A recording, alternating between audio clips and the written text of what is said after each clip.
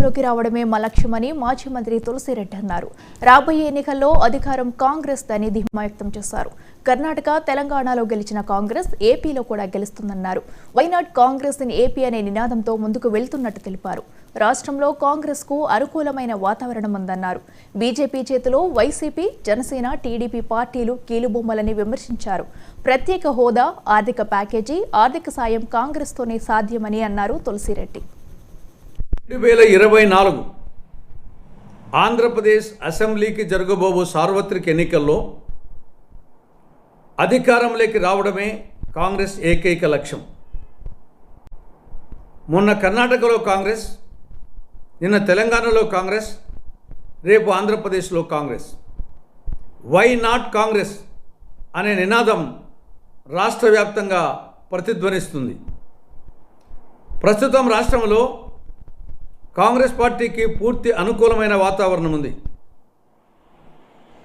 Karnataka assembly ఎన్నికల ఫలితం తెలంగాణ మీద పడింది. కర్ణాటక, తెలంగాణ ఈ రెండు రాష్ట్రాల అసెంబ్లీ ఎన్నికల ఫలితాలు ఆంధ్రప్రదేశ్ మీద ఒక పాజిటివ్, కాంగ్రెస్ పార్టీకి పాజిటివ్ అనుకూలమైనటువంటి వాతావరణం ఏర్పడింది. దీనికి తోడు రాష్ట్రంలో బీజేపీ అంటే బి అంటే బాబు, జే అంటే జగన్, పి అంటే పవన్. బాబుకు ఓటేసినా బీజేపీకి ఓటేసినట్లే, జగన్కు ఓటేసినా బీజేపీకి ఓటేసినట్లే, పవన్కు ఓటేసినా బీజేపీకి ఓటేసినట్లే అనే అభిప్రాయం ప్రజల్లో వచ్చింది. బీజేపీ చేతిలో ఈ మూడు పార్టీలు కీలు బొమ్మలు, కబాలీలు అనే వాతావరణం ఉంది. కాబట్టి బీజేపీ రాష్ట్రానికి తీరని ద్రోహం చేసింది. రాష్ట్రానికి సంజీవని లాంటి ప్రత్యేక హోదా ఇవ్వలేదు. రాయలసీమకు, ఉత్తరాంధ్రకు స్పెషల్ డెవలప్మెంట్ ప్యాకేజ్ ఇవ్వలేదు. చట్టంలోని అనేక అంశాలు దాన్ని పరిష్కారం చేయలేదు. కాబట్టి అటువంటి బీజేపీ చేతిలో ఈ మూడు పార్టీలు కీలుబొమ్మలు అనే వాతావరణం, అభిప్రాయం ప్రజల్లో ఉంది. కాంగ్రెస్ పార్టీ అధికారంలోకి వస్తేనే రాష్ట్రానికి ప్రత్యేక హోదా వస్తుంది, రాయలసీమకు, ఉత్తరాంధ్రకు స్పెషల్ డెవలప్మెంట్ ప్యాకేజీ వస్తుంది.